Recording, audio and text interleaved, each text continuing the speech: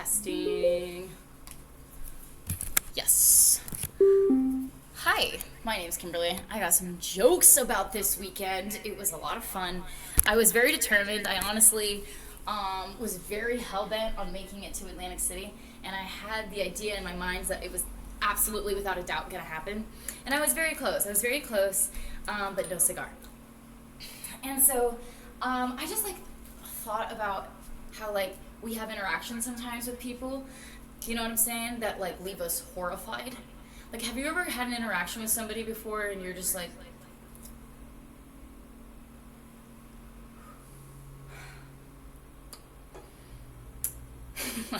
you just walk away horrified, or you feel a little bit more dumb, or you feel a little bit more stupid, or you feel a little bit more crazy after just talking to somebody for a little bit.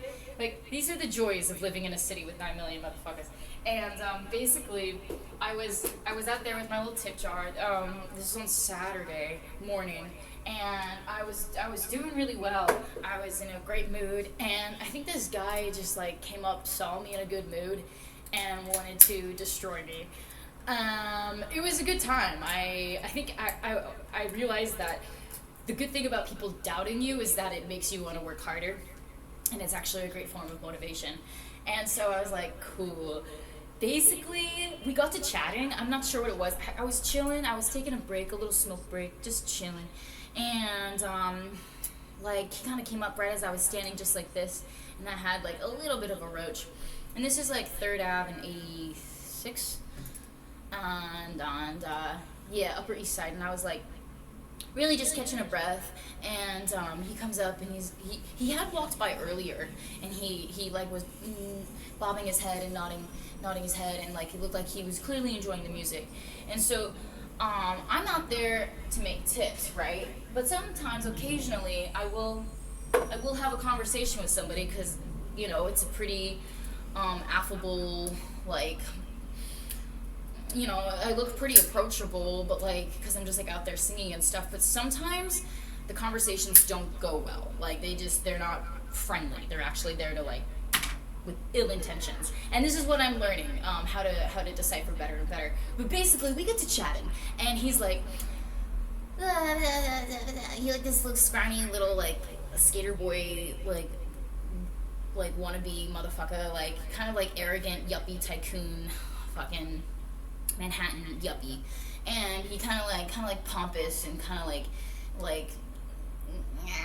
and I was yeah, I've been playing for a couple of years or whatever. He asked me, all the stranger danger questions, where are you from? What's your name? How old are you? And what'd you move out to New York for? All the stranger danger questions, the list, the panel, and the eval, the psych eval, and I was oh, blah, blah, blah, blah, blah, blah, blah, blah, and music, and I'm interested in being an artist and stuff, and this is just my music, and it's just a great way to express myself.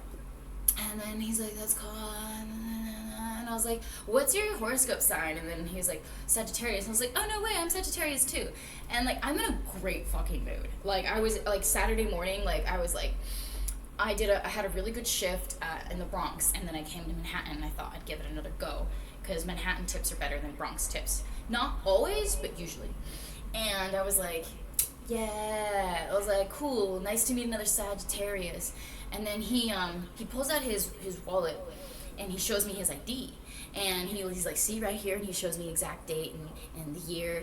And I was oh shit, we're literally the same age, dude. And he's ha, yeah. And I was yeah, I'm gonna be turning 29. No, I'm gonna be turning 30. Shit, I forgot how old I was for a second. You know how you get that sometimes, you literally forget how old you are for whatever reason. You're just being silly. And I was oh no, I'll be turning 30. And he's oh yeah, that's cool. I'm gonna be turning 32, but I don't look 30, unlike you. And I was so taken aback. I didn't have anything to say. And then I was just I think he's trying to abase me. I think he's trying to degrade me. I think he's trying to mentally humiliate me. And I was that feels misogynistic. And I think, is that what it is? When a man secretly hates a woman, but yeah, that's what it is, right? Misogyny. And then I was okay, well, I guess my life is over then. I was oh no, I look 30 and I'm turning 30. What are you trying to like, fuck you, dude. Like, and I was like, okay, if this motherfucker is like trying to, and he kept talking and telling me that he had like a six pack, which I have no idea what that had to do with anything. And he's like this little scrawny, like wearing like all black, and he's like, I'm Sagittarius, I'm turning 30, I don't look 30, but you do.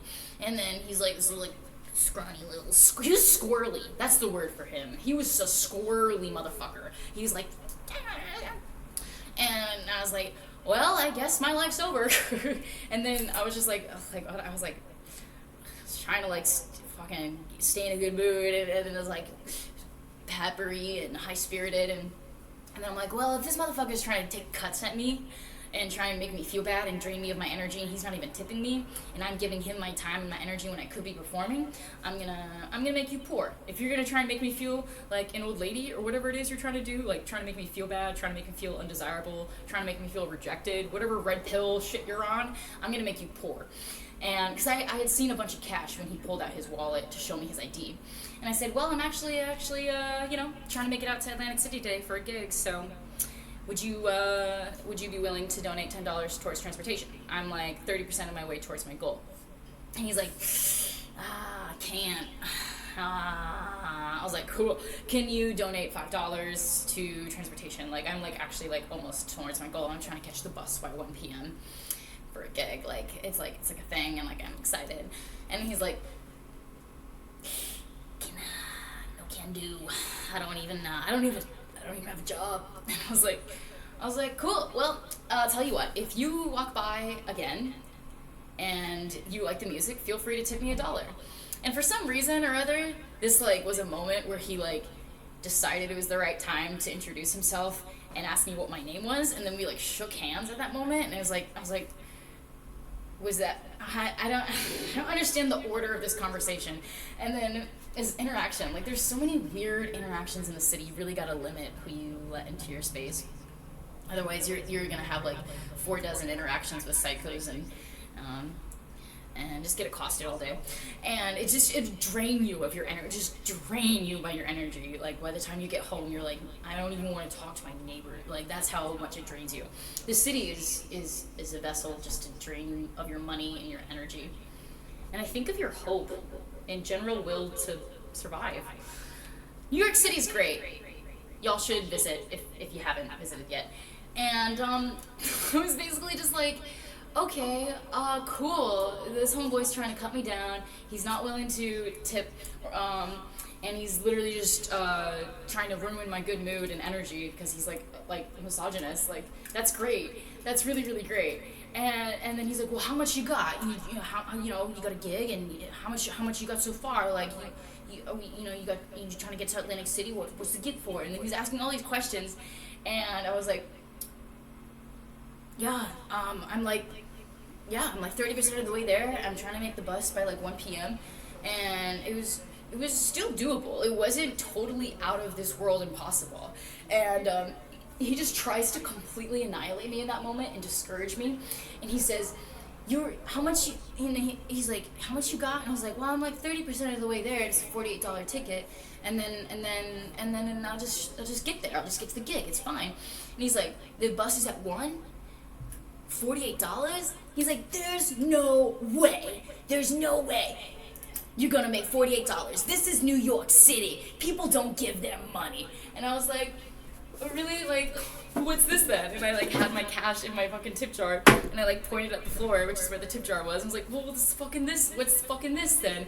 And actually I didn't say that because I was so like taken aback by how like he was shitting on my dreams while I was actively trying to make something happen. He's telling me I can't make it happen. It was just so bummer, bro. What a bummer. He was such a squirrely little bummer.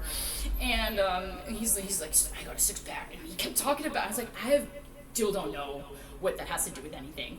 And then he's like, just give up. You're never gonna make it. You're a failure, street performer. You're not gonna make it to your gig. Just give up. There's no way you're gonna make $48 by 1 p.m.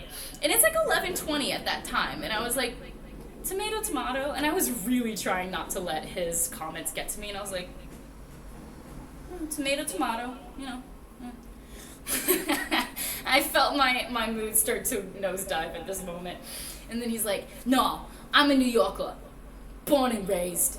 People don't give them money here. And I was like, oh, so you're an expert. And he goes, nah, well, I'm not necessarily an expert, but this is where I'm from, that I know. And I was like, oh, like these are your stomping grounds, is what I'm trying to say. And he's like, yeah, like I'm here all the time. This is my area. This is my neck of the woods. And then I'm like, what the fuck? Like, I was like, dude, get fucking lost. I was like, oh, am I impeding on it? Just so everyone outside of Target is like also a threat to you or something? Because I was like right around the area of Target and like the Ulta and the Sephora and shit. And I was just like, homeboy, if you're gonna try and cut me down, I'm gonna try and make you poor. And yeah, he still wasn't willing to tip me. He still wasn't willing to give me any encouragement. In fact, he was the total opposite. And it was one of those interactions where you're just like completely horrified and you walk away, or he ended up walking away, and he knew that he had just like completely annihilated my mood and my will to like make my dreams happen that day. And I was like, I'm like fucking never gonna talk to a person I don't know ever again. I swear. It's like the interactions like those make you lose redemption or like faith in people. And so have you ever just had an interaction where when you finish with another person, you're just like horrified? Thank you so much. My name is Kimberly Ponce. Enjoy your rest of your day, New York.